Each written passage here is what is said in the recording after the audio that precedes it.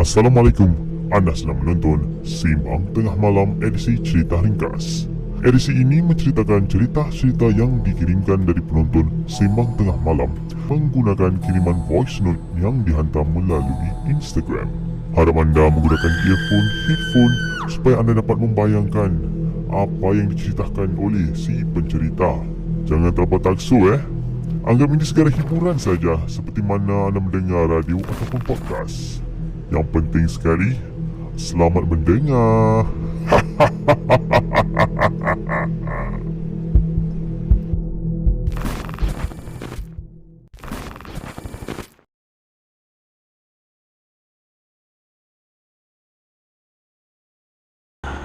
Di episod kali ini, cerita yang bertajuk Nenek Kebayan Tua. Terima kasih kepada pengirim kita yang hendak dikenali sebagai XK. Terima kasih XK kerana berkongsi cerita anda kepada kami. Salam. Waalaikumsalam. Kejadian ini telah berlaku beberapa tahun yang lalu. Ketika itu saya masih darjah 5. Saya masih boleh ingat tentang benda itu. Okey, kalau pendengar nak tahu, benda itu adalah nenek kebayan Benda itu yang saya ternampak dan akan selalu bermain di fikiran dan meremang bulu rumah saya bila terfikir tentang benda itu.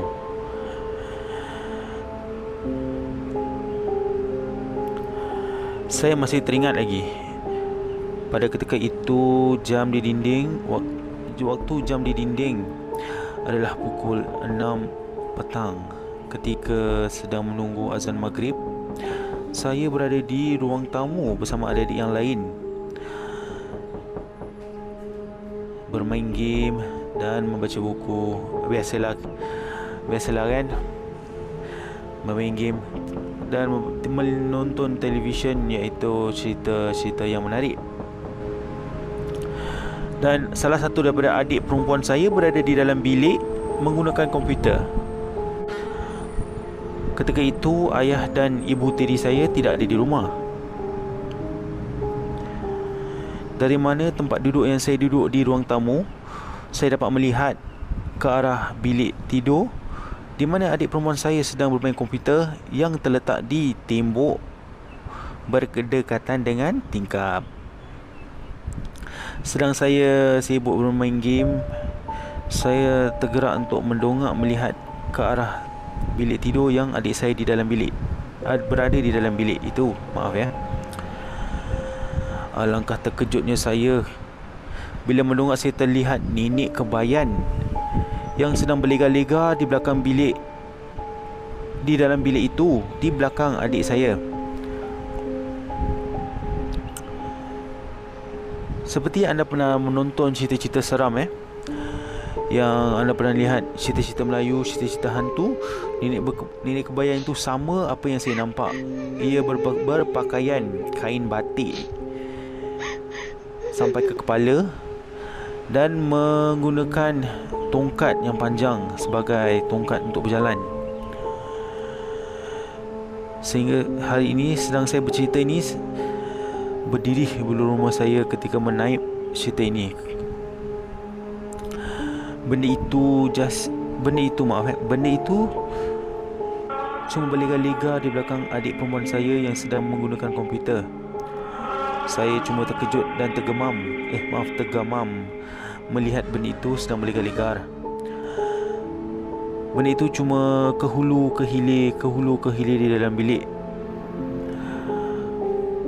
Saya terpekik kepada adik-adik saya yang berada di tempat ruang tamu. Nenek kebayan! Nenek kebayan! Abang, kenapa ni? Tu nenek kebayan. Saya takut dan terpekik. Tetapi sayangnya hanya saya yang dapat melihat nenek kebayan yang berada di dalam bilik. Saya cuma suruh adik-adik saya yang lain untuk masuk ke dalam bilik untuk mencari susuk tubuh nenek kebayan yang ada di dalam bilik itu. Tetapi malangnya tidak berjumpa dengan susuk itu. Ia hilang sekelip mata. Saya bertanya kepada adik perempuan saya yang sedang bermain komputer, "Dik, kau tak rasa apa-apa ke, Dik?" Tak adalah bang, tak rasa apa-apa pun." Adik saya yang berada di dalam bilik itu tidak rasa apa-apa ataupun tidak rasa meremang. Saya pun agak pelik kenapa dia tidak merasa. Beberapa jam kemudian, ayah saya pulang ke rumah dan saya bercerita tentang apa yang penampakan yang saya lihat di dalam bilik. Tetapi saya tidak ingatlah apa respon ayah saya ketika itu. Saya dah agak lama.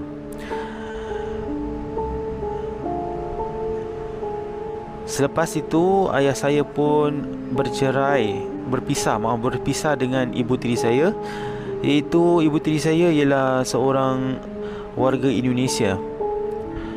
Selepas dia berpisah, ibu tiri saya pun memberitahu kami sekeluarga tentang saka yang kepunyaannya yang berbentuk nenek kebayan.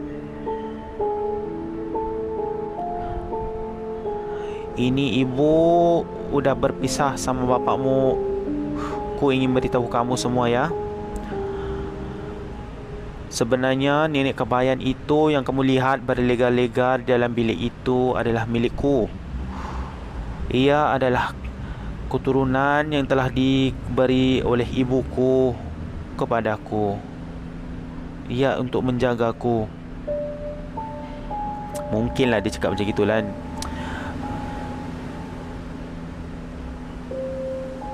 Dan ayah saya pun beritahu kami, dia pun selalu ternampak kelibat nenek kebayan itu berlegar-legar di ruang tamu di dalam bilik.